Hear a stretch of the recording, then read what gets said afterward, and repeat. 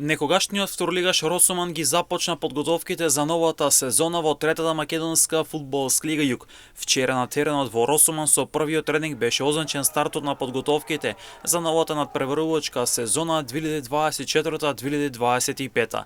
Минатата сезона Росоман заврши на третото место на табелата со 40 бодови на своето конто, 2 помалку од второпласираниот Превалец и 11 помалку од шампионот и нов второлигаш Борец од Велес.